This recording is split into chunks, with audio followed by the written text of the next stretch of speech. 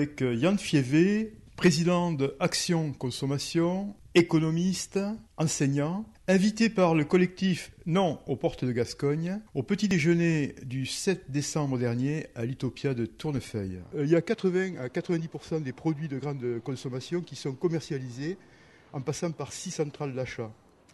Quelles sont les conséquences pour les producteurs, les salariés de la grande distribution, les consommateurs et pour l'environnement? Oula, c'est 4 questions en une. Absolument. Oui, vaste question. Je crois que ce que vous décrivez comme situation, ça peut être représenté par le sablier. Vous voyez, là, quand on fait cuire des œufs, il faut que le sable passe par le petit trou du sablier, du réceptacle du haut vers celui du bas. Le petit trou au milieu, c'est la grande distribution, c'est les 6 centrales d'achat. Il n'y en a plus que 6 en France, effectivement. Et donc forcément, cet étranglement va produire des effets désastreux des deux côtés, en amont et en aval. En amont sur les producteurs, effectivement, qui fournissent la grande distribution, mais qui fournissent la grande distribution sous certaines conditions dictées par la grande distribution, en matière de prix notamment, et en matière de qualité aussi. Et en aval, évidemment, les consommateurs sont soumis à cette absence de concurrence qui n'est pas perçue comme une absence de concurrence. Je crois que beaucoup de consommateurs, ils le savent un peu plus maintenant, parce qu'il y a eu des livres là-dessus, le livre de Christian Jacquiot, Les coulisses de la grande distribution, qui a été un petit peu lu. Mais je crois qu'il y a encore beaucoup de consommateurs qui ignorent effectivement que toutes les surfaces de vente, ou la plupart des surfaces de vente où ils se rendent pour faire leurs courses, sont toutes alimentées par simplement 6 centrales d'achat. Donc forcément, c'est au détriment de la qualité, c'est au détriment de la concurrence, évidemment. Et moins il y a de concurrence, moins il y a de qualité a priori. Sur les producteurs, il est assez indéniable. Alors, sur les producteurs, il faudra distinguer de quels producteurs on parle. Bon, par exemple, les agriculteurs, pour tout ce qui est fruits et légumes, il est clair que la grande distribution a poussé à la concentration des exploitations agricoles. Il y a évidemment beaucoup moins d'agriculteurs aujourd'hui. On n'en a plus qu'à peu près 450 000 en France. On en avait 4 millions à l'origine de la politique agricole commune en 1962. Donc la grande distribution n'est pas responsable en totalité de la concentration de l'agriculture, mais elle a joué un rôle prépondérant, évidemment, puisque qui dit 6 centrales d'achat dit achat de produits en grande quantité, et seuls, évidemment, ceux qui produisent en grande quantité peuvent... il n'y a pas qu'eux qui peuvent vendre à la grande distribution, mais ça facilite les choses à la grande distribution. Et c'est vrai qu'en fournissant des volumes, on obtient de meilleures garanties en matière d'approvisionnement de la grande distribution. Sur l'environnement, autre question, il est évident que la grande distribution est un mode d'approvisionnement des consommateurs en produits divers, extrêmement prédateur de l'environnement, énergivore, un système qui consomme énormément d'énergie, pour plusieurs raisons. D'abord, ces enseignes, ces grandes enseignes, on ne va pas les citer, tout le monde les connaît, sont gourmands dans l'énergie pour le fonctionnement même des magasins.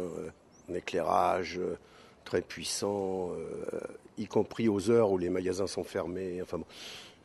Et puis, ces surfaces de vente étant implantées à la périphérie des villes, il faut nécessairement avoir un véhicule particulier, une automobile, pour s'y rendre et faire ses courses. Donc c'est pas du tout, à l'heure où on parle de plus en plus de questions environnementales, peu de temps après qu'on ait mis en route le Grenelle de l'environnement, sujet qu'on ne va pas traiter ici évidemment, et notamment de ses lacunes, mais à l'heure où on parle de tout cela, cette façon de distribuer les produits aux consommateurs est totalement en dehors des objectifs qu'il faudrait se donner pour préserver l'environnement. Ça, C'est ce qui nous fait dire à nous, Action Consommation, que ce modèle-là est condamné à terme.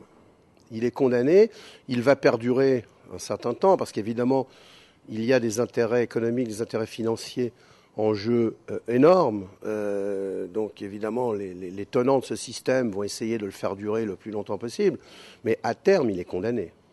Il est condamné pour des raisons énergétiques et pour des raisons sociales ou liées au mouvement social, parce que je crois que ce qui est en train de se dessiner aujourd'hui, c'est un mouvement social de réaction contre ce modèle. C'est encore trop timide à notre sens, mais il y a de plus en plus de consommateurs qui souhaitent se tourner vers des alternatives à la grande distribution et qui ne souhaitent pas seulement se tourner vers des alternatives, qui en mettent déjà en place, des circuits courts par exemple.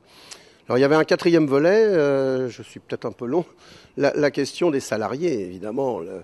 La grande distribution est un laboratoire social. C'est dans la grande distribution que l'on teste peut-être le mieux la précarisation de l'emploi, la flexibilité du travail, et pas seulement pour les caissières. C'est celle qu'on voit le plus, peut-être quand on fait ses courses. Donc quand on est un petit peu conscient de leurs difficultés, pour les avoir un peu étudiées, c'est à elles qu'on peut éventuellement s'adresser. C'est elles que l'on voit en premier lieu. Mais évidemment, il n'y a pas que des caissières dans la grande distribution. Et donc, elles sont extrêmement malmenées, des petits salaires, une flexibilité du travail pas facile, avec laquelle il n'est pas facile de composer, quand on a une vie de famille, par exemple. Et puis, évidemment, le recrutement de personnes surqualifiées par rapport à la qualification des postes. C'est-à-dire qu'il n'est pas rare de trouver des caissières qui ont fait des études supérieures et qui, dans le contexte actuel d'un fort chômage, ne trouvent pas grand-chose d'autre que ce type d'emploi, et donc elles sont sous-qualifiées par rapport à la qualification qu'elles ont obtenue par leurs études. Les promoteurs de ces grands complexes commerciaux tels que les portes de Gascogne, leur grand argument, c'est l'emploi. Ça va créer des emplois. Les portes de Gascogne devraient créer 1700 emplois équivalents temps plein. Ça, je crois qu'on ne le verra pas pour le cas où ce projet sortirait de terre vraiment. Les 1700 emplois ne seront pas au rendez-vous, tout simplement parce que ce qui est programmé dans la grande distribution, c'est la suppression des caissières et leur remplacement par des machines. Donc 1700 emplois, je ne sais pas où on va les trouver. Et puis, de toute façon, s'agissant de l'emploi, 1700 emplois, c'est le nombre, en admettant qu'ils aient lieu, c'est 1700 emplois par l'ouverture de ce complexe, mais c'est sans compter les disparitions d'emplois que ça va générer en fermeture de commerces de proximité et en concentration plus importante des fournisseurs qui, eux, du coup, vont supprimer des emplois. Donc si on compte tout ça, on sait que pour un emploi créé dans la grande distribution, il y en a 4 ou 5 qui disparaissent par ailleurs sur un terme assez long.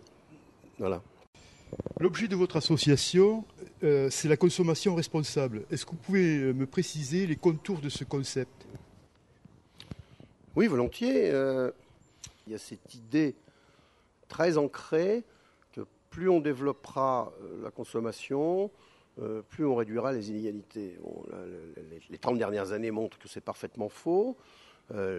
L'idéologie de la croissance, telle qu'elle a été conduite, en tout cas depuis 30 ans, pousse à une aggravation des inégalités. Donc, tout ça fait que on a commencé à faire une analyse de ce que l'on nomme désormais le consommationnisme. Chez nous, on ne parle même plus de consumérisme, parce que là, le terme est pour nous trop neutre.